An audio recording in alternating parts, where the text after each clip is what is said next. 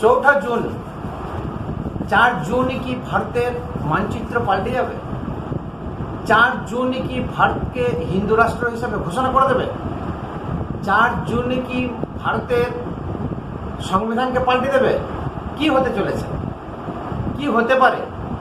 আজকে সারা ভারতবর্ষে একটা গেলাবালে রব উঠে গেছে। আজকে সারা ভারতবর্ষে একটা বিভিন্ন ধরনের প্রচার মাধ্যমে প্রচার শুরু করে দিয়েছে। বিরোধী পক্ষ থেকে শুরু করে বিভিন্ন মানুষজন প্রচার করছে যে 4 জুনের পর ভারতের বিশাল একটা পরিবর্তন হতে পারে। কি পরিবর্তন হতে পারে আসুন এই নিয়ে আলোচনা করব। আজকের বিষয়বস্তু হচ্ছে আপকি বার 400 পার। নমস্কার, আমি Asim. Welcome to my channel awareness with Dasji. আপকি বার 400 পার, এই যে স্লোগানটা নরেন্দ্র মোদী পার্লামেন্টে দিয়েছিলেন, যে উনি বলছেন যে দেশের জনতা বুঝে গেছে, যে দেশের জনতার পালস উনি জেনে গেছেন, যে ওনারা ঠিক করিয়ে নিয়েছেন যে মোদী সরকারকে পুনরায় আবার নিয়ে আসবে, মানে তৃতীয়বারের জন্য আবার সরকার গঠন করতে সাহায্য করবে। এখন ধরে নেওয়া যাক যে মোদী সরকার আসবে কি আসবে না সেটা পরের কথা, এবং সেটা 4 জুনই জানা যাবে। 4 জুন জানা যাবে যে কে আসবে কে আসবে না। দেশের জনতাই তো ঠিক করবে। এই যে ভোট পর্ব চলছে, নির্বাচন প্রক্রিয়া শুরু হয়ে গেছে, বেশ কিছু রাজ্যে দু দফা ভোট হয়ে গেছে। এতে জনতা তাদের নিজস্ব মতামত প্রদান করেছে, বাকি সব ঠিক করে রেখেছে কে কী করবে না করবে। কিন্তু বিজেপির এই বছরের একটা স্লোগান আপকি বার 400 পার, আবার একবার মোদী সরকার, এটা ওনাদের স্লোগান। বিরোধী পক্ষ এইটাকে নিয়ে প্রচার অপপ্রচার যাই হোক, বিরোধী পক্ষের কাজ হচ্ছে বিরোধিতা করা। তারা এর এগেনস্টে বিভিন্ন ধরনের কথাবার্তা শুরু করেছে, বিভিন্ন ধরনের প্রচার তারা শুরু করেছে, পাল্টা বিজেপি শুরু করেছে। মোদী এদেরকে বলছে মোদির গ্যারান্টি, মোদী কী কী করলো তার একটা গ্যারান্টি, কী কী করতে পারে তারও গ্যারান্টি দিচ্ছে। আবার ওদিকে কংগ্রেসও তার নিজস্ব গ্যারান্টি শুরু করেছে। এখন জানি না কার গ্যারান্টি কতখানি সঠিক কতখানি বেঠিক, কিন্তু মোদী যেটা করেছিল কতগুলো জিনিস সেগুলো মানতেই হবে। আমরা ছোট থেকে কোনোদিন ভাবতে পারিনি যে কাশ্মীরের সমস্যার সমাধান হবে। আজকে কাশ্মীর মতন জায়গাকে শান্ত পরিবেশে ফিরিয়ে নিয়ে এসেছে এবং একটা রাজ্য সরকারে পরিণত করেছে। 370 ধারা যে প্রয়োগ করে রেখেছিল জওহরলাল নেহরু, তা বিলুপ্ত করে দিল। আমরা জীবনে ভাবতে পারিনি যে অযোধ্যায় রাম মন্দির তৈরি হবে। উনি অসাধ্য সাধন করেছেন, রাম মন্দির তৈরি করেছেন। উনি স্পেস ক্রাফ্টে যথেষ্ট মোদী সরকার করেছে, সেই জন্য মোদির গ্যারান্টি, মোদী যেটা বলছে সেটা করবে, এবং এটাও জনতা অনেকটা বিশ্বাস করে নিয়েছে এবং অনেকটা মোদির ওপরে ভরসাও পাচ্ছে। কেন পাচ্ছে? কারণ বিরোধী পক্ষে যে সমস্ত নেতা নেত্রীগণ আছে তারা এখনো পর্যন্ত ঠিক করতে পারছেন না, তাদের এখনো দিশা এখনো ঠিক হয়নি, তারা ছন্ন ছড়া হয়ে আছে। তারা জোটে এখনো পর্যন্ত সঠিকভাবে জোটের মধ্যে আসতে পারছে না, জোট করতে পারেনি, তাদের নিয়ম নীতি, তাদের কি বিষয়ের উপরে লড়বে সেটাই এখনো ঠিক করতে পারেনি। তো জনতাও এখন বিভ্রান্তির মধ্যে আছে। তো জনতাকে সেই ঠিক মতন বিশ্বাস দেওয়াতে পারছে না যে আমরা এই জিনিসটা করব বা এই জিনিসটা করে রেখেছি। যাই হোক, আমি সে কথা বলছি না, না আমি বিজেপির হয়ে কথা বলছি, না আমি বিরোধী পক্ষ কংগ্রেস জোট সরকারের হয়ে কথা বলছি। এখন যে জিনিসটা প্রচার হচ্ছে, এটা আপনি প্রচার বলুন, অপপ্রচার বলুন, বা ভুল ভ্রান্তি সঠিক যাই হোক, কানে তো শোনা যাচ্ছে যে মোদী এলে একটা স্বৈরতান্ত্রিক বিচার ব্যবস্থা বা শাসন ব্যবস্থা চালু করবে, মানুষকে ভোট দেওয়ার অধিকার আর রাখবে না, ভোট ব্যবস্থা থেকে তুলে দেবে, মানে সংবিধানটাকে পাল্টে দেবে, ভারতের মানচিত্র পাল্টে দেবে যদি মেজরিটিতে মোদী সরকার আসে। এখন আপকি বার 400 পার, 400 সিট পেলে কী কী করতে পারে দেখুন। রাজ্যসভা যে কোনো আইন পাস করতে গেলে রাজ্যসভা এবং লোকসভা দুপক্ষেই সেই বহুল ভোটে সেটা পাস করাতে হবে। তো পাস করলে তারপরে রাষ্ট্রপতি সাইন হলে সেটা আইন পরিণত হয়ে গেল। এরকম বেশ কিছু আইন আছে যা ব্রিটিশ কাল থেকে চলে আসছে, যা পচনশীল। পরাধীনতা মোদী একটা জিনিস এবং বিজেপি সরকার একটা জিনিস বলে যে আমরা 75-76 বছর হয়ে গেল স্বাধীনতা পেয়েছি, এখনো পর্যন্ত পরাধীনতার জিনিসগুলোকে ছাড়তে পারি। সেই পরাধীনতার জিনিসগুলোকে হাঁটানোর জন্যে, সংবিধান থেকে মুছে ফেলার জন্যে তার কিছু মেজরিটি দরকার, তার কিছু দুটো উভয় কক্ষে রাজ্যসভা এবং লোকসভা যথেষ্ট সংখ্যক এমএলএ এমপির দরকার আছে।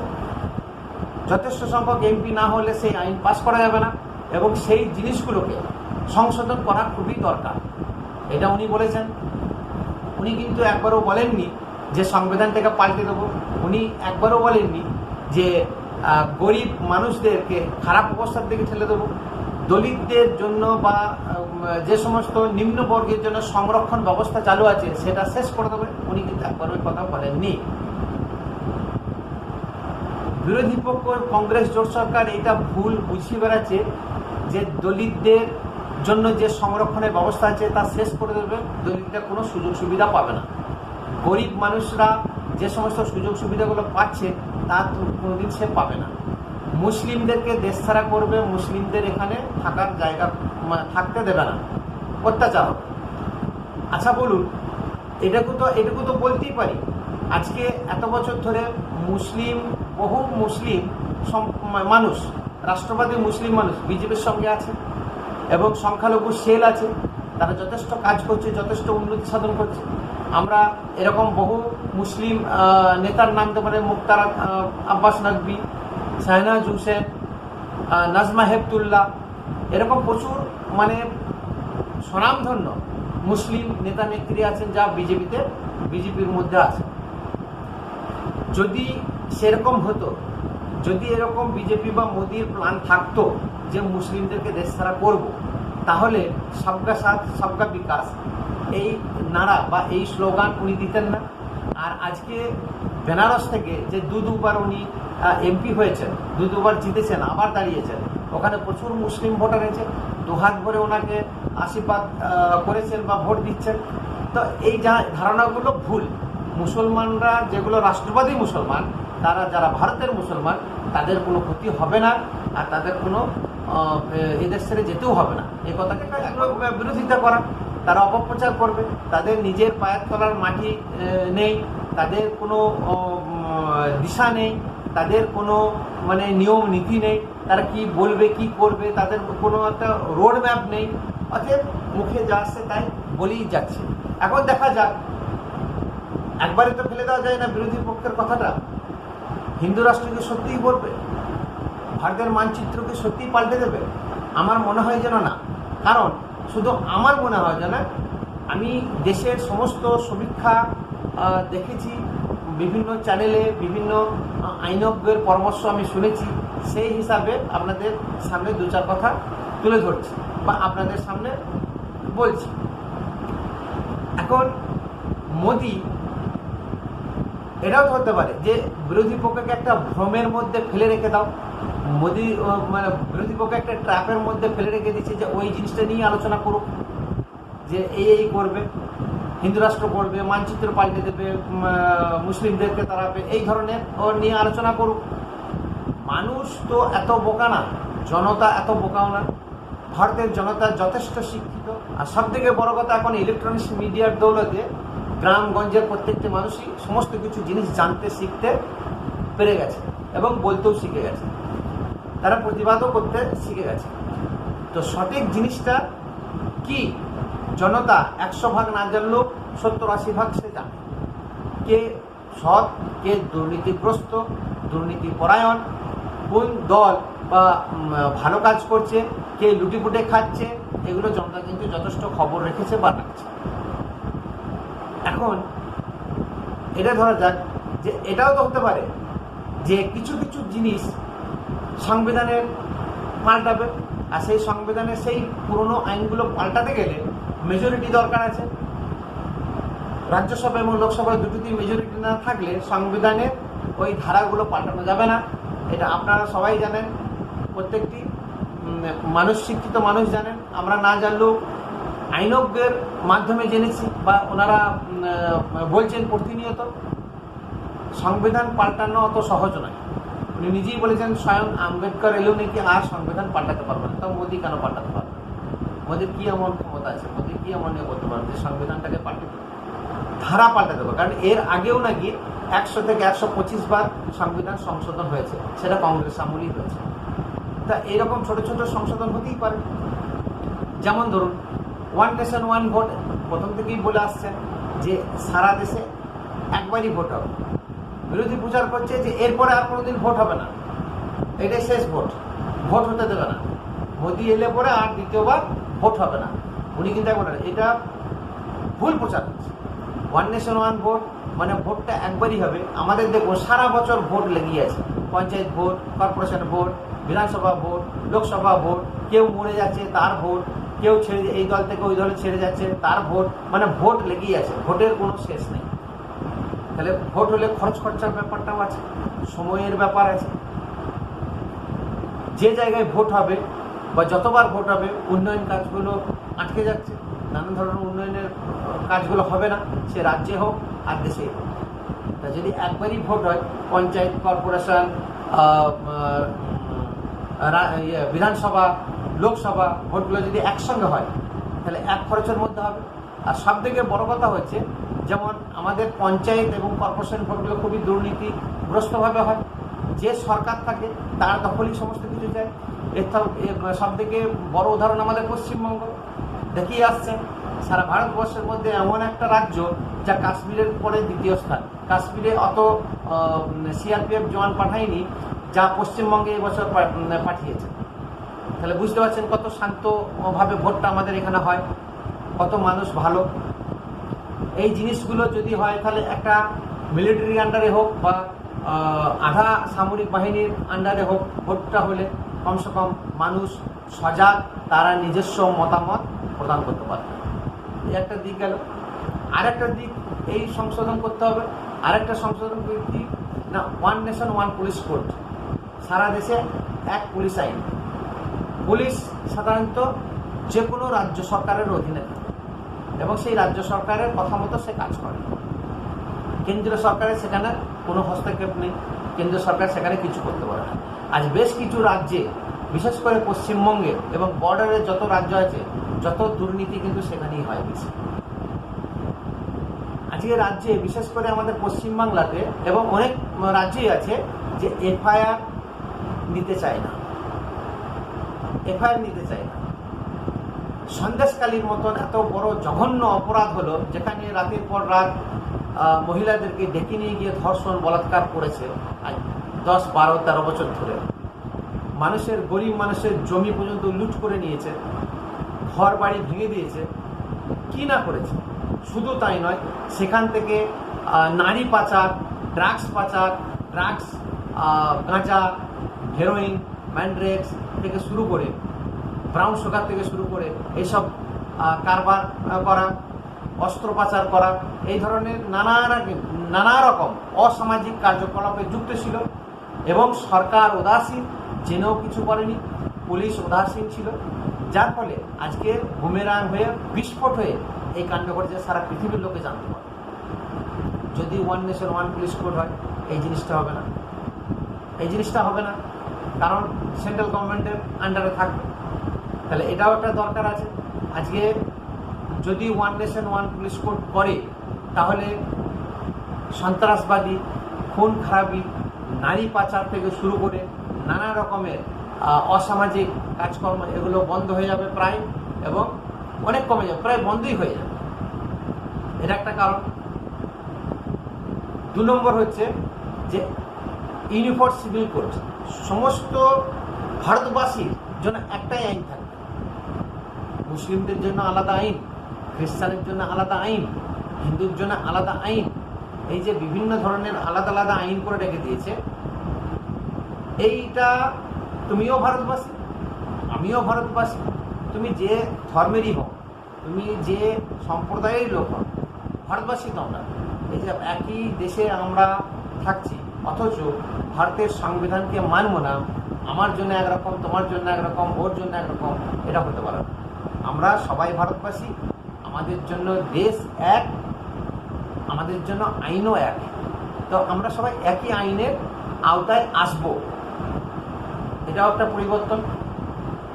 শিক্ষা দীক্ষা সব একরকম, এডুকেশন পলিসিও একই রকম হওয়া উচিত। ভাষা আলাদা হতে পারে, ভাষার জন্য আমি কিছু বলবো না, মাতৃভাষা সবার আলাদা আলাদা, সবারই একটা সেন্টিমেন্টের ব্যাপার আছে, ভাষার কোনো পরিবর্তন করা যাবে না। ভাষা নিজস্ব থাকবে, নিজস্ব ভাষায় সমস্ত শিক্ষা দীক্ষা হবে। যে সমস্ত কম্পিটিশন পরীক্ষাগুলো হচ্ছে বড় বড়, যেমন ইউপিএসসি, মেডিকেল, ইঞ্জিনিয়ারিং, সব নিজস্ব ভাষায় যাতে দিতে পারে তার ব্যবস্থাও করা। তাহলে এই যে এডুকেশন পলিসিটা এক করে নিয়ে আসা, বিভিন্ন ধরনের যে যে সমস্ত বিশেষ করে হিস্টোরি, তার একটা পরিবর্তন আনা দরকার আছে। এই জিনিসগুলো তো করতে পারে। হিন্দু রাষ্ট্র যে ঘোষণা করে দেবে তা তো নয়, ভারতের মানচিত্রটাকে পাল্টে দেবে তা তো নয়। আর মানচিত্র কেন পাল্টাবে না, মানচিত্রটা আছে। যেমন আমরা জীবনে কোনোদিন ভাবতে পারিনি যে কাশ্মীর থেকে 370 ধারা হাঁটিয়ে দেবে, একটা নিজস্ব একটা রাজ্যে পরিণত করবে। তেমনি পাক অকুপাইড কাশ্মীর, যেটা পাকিস্তানের দখলে আছে, সেটাও নিয়ে আসার পরিকল্পনা করবে, তারও একটা প্ল্যানিং হতে পারে। এবং ধীরে ধীরে ধীরে ধীরে আমাদের যে অখণ্ড ভারতের যে চিত্রটা, যে মানচিত্রটা নতুন সংসদ ভবনে লাগানো আছে, তার দিকে এগোতে পারে। এই যে সমস্ত জিনিসগুলো, এর একটা আইনগত ব্যাপার যেগুলো, সেগুলো মেজরিটি না পেলে সংশোধন করা যাবে না, কিন্তু কোনোদিনই সংবিধান পাল্টাতে পারবে না, যেটা আইনজ্ঞরা বলছেন। আর একটা কি, মোদি নিজেই ঠিক করেছেন, মানে মোদির একটা প্ল্যানিং যে 2047 পর্যন্ত বা 2047-এর মধ্যে ভারতকে একটা শক্তিশালী অর্থনৈতিক দেশ হিসাবে ঘোষণা করা, বিশ্বের তৃতীয় রাষ্ট্র হিসাবে ঘোষণা করা। তাহলে বিশ্বের তৃতীয় রাষ্ট্র হিসাবে ঘোষণা করতে বা শক্তিশালী অর্থনৈতিক দেশ তৈরি করতে তার একটা রোড ম্যাপ দরকার, তার মধ্যে ইনভেস্টমেন্ট দরকার, নতুন নতুন ইনভেস্টমেন্ট নিয়ে আসা, মেক ইন ইন্ডিয়া যেটা স্লোগান চালু করেছেন এবং শুরু করে দিয়েছেন, ম্যানুফ্যাকচারিং আমাদের দেশে হবে। তাহলে সর্ববৃহৎ একটা ম্যানুফ্যাকচারিং হাব তৈরি করা, আর্টিফিশিয়াল মানে ইন্টেলিজেন্সি থেকে শুরু করে স্পেস ক্রাফট বা স্পেস সেক্টরে মানে বহুল পরিবর্তন করে একটা শক্তিশালী স্পেস সেন্টার তৈরি করা, যা আমেরিকান নাসা এবং রাশিয়াকে টক্কর দেওয়া বা ওদের সঙ্গে বসা, প্রথম সারিতে নিয়ে আসা, এগুলো তো হতে পারে। এইসব জিনিসও তো থাকতে পারে। শুধু যে অপপ্রচার করব, মানুষকে ভুল বোঝাবো, এটা তো না হতে পারে। তো বোঝানো দরকার অবশ্যই। বিরোধী পক্ষের কাজ হচ্ছে শুধু বিরোধিতা করা নয়, সঠিক ভুলকে ধরিয়ে দেওয়া কাজ, সঠিক পথে নিয়ে আসা কাজ, দেশকে দিশা দেখানোরও কাজ। আজ কি করছে, নিজেরা বাঁচার জন্যে মানুষকে এমন ভুল বোঝাচ্ছে, ইডি সিবিআইয়ের ভয় দেখিয়ে বিরোধী পক্ষকে চাপে রেখেছে এবং ভোট লুট করছে। জিতে গেলে বলবে ইভিএম এর কারচুপি করেছে। মোদি হচ্ছে যথেষ্ট ওয়েল প্ল্যানার, ওয়েল স্ট্র্যাটেজিক এবং প্রচুর ইন্টেলিজেন্ট পার্সন। উনি ওইসব জিনিসে, ওইসব ফাঁদে পা দেবেন না। এই যে পশ্চিমবঙ্গে বিশেষ করে কেন্দ্রীয় এজেন্সিদেরকে ধরে মার দেওয়া, মাথা ফাটিয়ে দেওয়া, মুখ্যমন্ত্রী নিজে সিবিআইকে আটকেছে, এই যে বাধা দেওয়া, সিবিআই যাতে না ঢুকতে পারে, ইডি যাতে না ঢুকতে পারে, কোনো কেন্দ্রীয় এজেন্সি যাতে না ঢুকতে পারে, তাহলে কি হবে? ভারতের সার্বভৌমত্ব ঠিক থাকবে।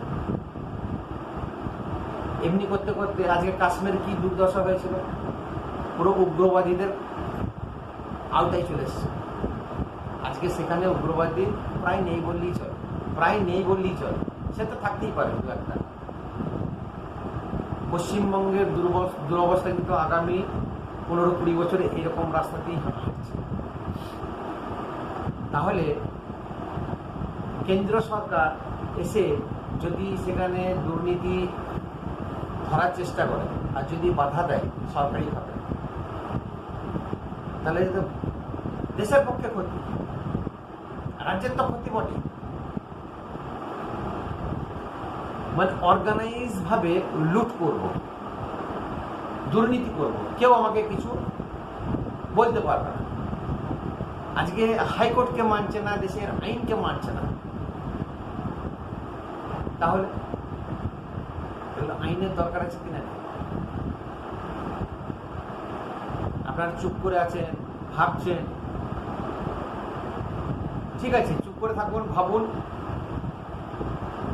নিজের যেটা শক্তি, ভোট শক্তি, সেটা প্রয়োগ করবেন, অবশ্যই প্রয়োগ করবেন আপনার পছন্দ মতো। আপনাকে কাকে দিতে হবে কাকে না দেবে সেটা আমি কিছু বলছি না, আপনার একটা নিজস্ব চয়েস আছে। আপনার যদি মনে হয় যে ABCD কাউকে দিলে হবে, আপনি দেবেন। কিন্তু যে প্রচারটা হচ্ছে, এই যে হিন্দু রাষ্ট্র হয়ে যাবে, মানচিত্র পাল্টে যাবে, দেশের মানুষকে তাড়িয়ে দেবে, গরিবের দুরবস্থা হবে, দলিতদের সংরক্ষণ, এগুলো সব বাজে ধারণা, এগুলো ভুল ধারণা, এগুলো কোনোটাই হবে না। আমি যেটা বললাম এর মধ্যে কিছু সম্ভাবনা, এগুলো টোটালি সম্ভাবনা নয়, আনুমানিক। এই টোটালটা হচ্ছে আনুমানিক। আমার সঙ্গে আলোচনা করে পরে এটা উনি প্রচার করছেন, উনি বলছেন এই যে আনুমানিক জিনিসগুলো, এগুলো হতে পারে, সম্ভাবনাময়, সম্ভবত হতে পারে। তো আমার আপনাদের কাছে স্বনির্বন্ধ অনুরোধ, আপনারা নিজস্ব মতামত দিয়ে বিচার বিবেচনা, যাতে দেশ শক্তিশালী হয়, দেশের উন্নতি হয়, সব আপনার কিন্তু এই আঙুলের মাধ্যমে, আঙুলের দ্বারা হবে। আপনার আঙুলের শক্তি অনেকখানি, এই আঙুলের শক্তি অনেকখানি, কারণ এটা পঞ্চায়েতের ভোট না, কর্পোরেশনের ভোট না, কোনো বিধানসভা বা রাজ্যের ভোট না, এটা দেশের ভোট। দেশের কথা ভাববেন, দেশের যাতে বাইরের শত্রু যাতে কোনো ক্ষতি না করতে পারে, বাইরের দেশ যাতে কোনো ক্ষতি না করতে পারে, এই কথাগুলো আপনি ভাববেন।